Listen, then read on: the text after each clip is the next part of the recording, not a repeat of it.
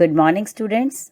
आशा करती हूँ कि आप अपने घर पर सुरक्षित व स्वस्थ होंगे और अपनी पढ़ाई अच्छे से कर रहे होंगे। हिंदी की कक्षा में आप सबका स्वागत है। First of all word of the day. लेकिन पहले हम कल का वर्ड रिवाइज कर लेते हैं जो आपने मंडे को सीखा था। तो बताइए आपने कौन सा वर्ड सीखा था? बिल्कुल सही, आपने सीखा था freedom. Freedom means liberty. And today's word of the day is travel. Travel means journey. I want to travel to Mumbai by plane. Let's have another example. Some people like to travel alone. So students, now try to frame sentences by using this word. आज हम हिंदी में पाठ 7 आम के पेड़ की आत्मकथा पढ़ेंगे।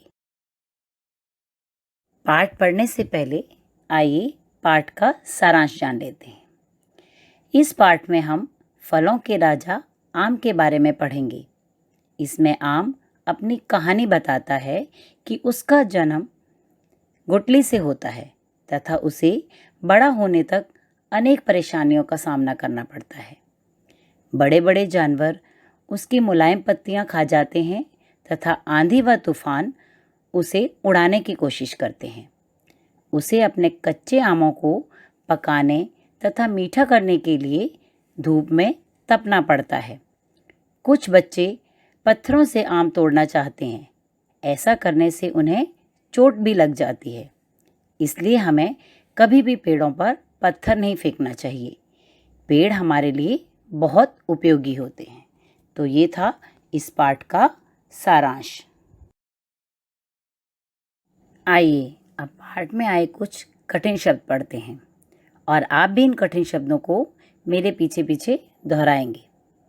तो सबसे पहले है गुठली, नंबर 2 मुलायम, नंबर 3 मजबूत, नंबर 4 पत्थर, नंबर 5 मुश्किल, नंबर 6 शैतान, नंबर 7 आमियाँ, नंबर 8 घोंसला, नंबर 9 स्वाद और नंबर 10 है टहनियाँ।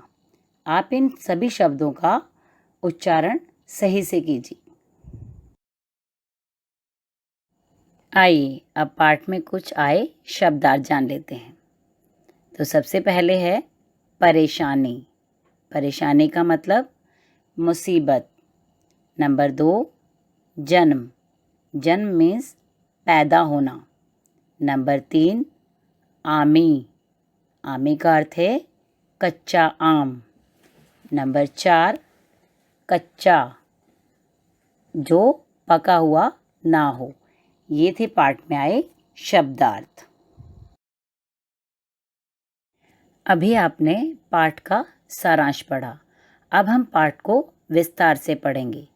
आज हम इस पाठ का पृष्ठ 44 पढ़ेंगे।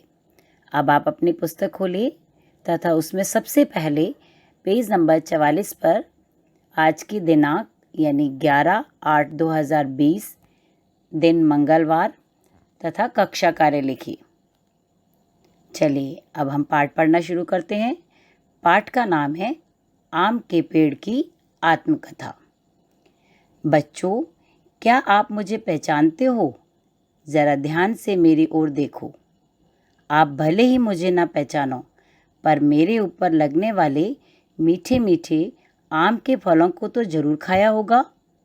जी हाँ, मैं आम का पेड़ हूँ और आपको मीठे मीठे आम देता हूँ। मेरा जन्म गुठली से होता है।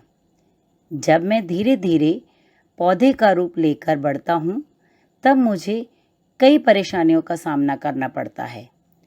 बड़े बड़े जानवर आकर मेरी छोटी छोटी और मुलायम पत्तियाँ खा जाते हैं। आंधी और तूफान तो मुझे अपने साथ उड़ाकर ले जाने की कोशिश करते हैं। तो बच्चों, अभी आपने पढ़ा कि आम ने अपने बारे में क्या बताया। अब आप मुझे बताइए कि आम का जन्म किससे होता है? बिल्कुल सही, आम का जन्म गुठली से होता है। और जानवरों से उसे क्या परेशानी होती है? जानवर उसकी छोटी छोटी और मुलायम पत्तियों को आकर खा जाते हैं। अब समय है आपके कार्यपुस्तिका कार्य का, मीन्स नोटबुक वर्क का। आप ये वर्क नोटबुक नंबर 1 में करेंगे। इसमें आप सबसे पहले नोटबुक के दोनों साइड ग्रीन कलर से मार्जिन लाइन खींचेंगे और सबसे पहली लाइन में आज की दिनांक यानी 11 अगस्त 2020 शब्दों में लिखेंगे। अगली लाइन में पाठ 7 और उसके सामने दिन मंगलवार लिखेंगे।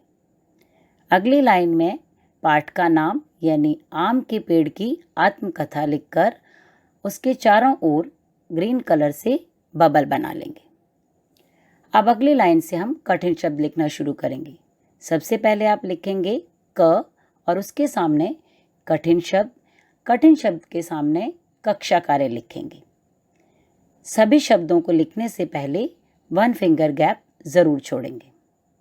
चलिए तो हम कठिन शब्द लिखना शुरू करते हैं। सबसे पहले है गुठली, नंबर 2 मुलायम, नंबर 3 मजबूत। नेक्स्ट पेज पर भी वर्क स्टार्ट करने से पहले आप मार्जिन लाइन ज़रूर खींचेंगे और उसी तरह से 1 फिंगर गैप छोड़कर सभी कठिन शब्द लिखेंगे। अब नेक्स्ट पेज पर हम शब्दार्थ करेंगे।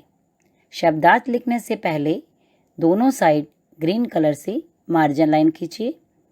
अब है ख के सामने आप शब्दार्थ लिखेंगे और उसे ग्रीन कलर से अंडरलाइन करेंगे। चलिए अब हम पहला शब्दार्थ लिखते हैं। पहला है परेशानी, जिसका अर्थ है मुसीबत। नंबर 2 जन्म, पैदा होना।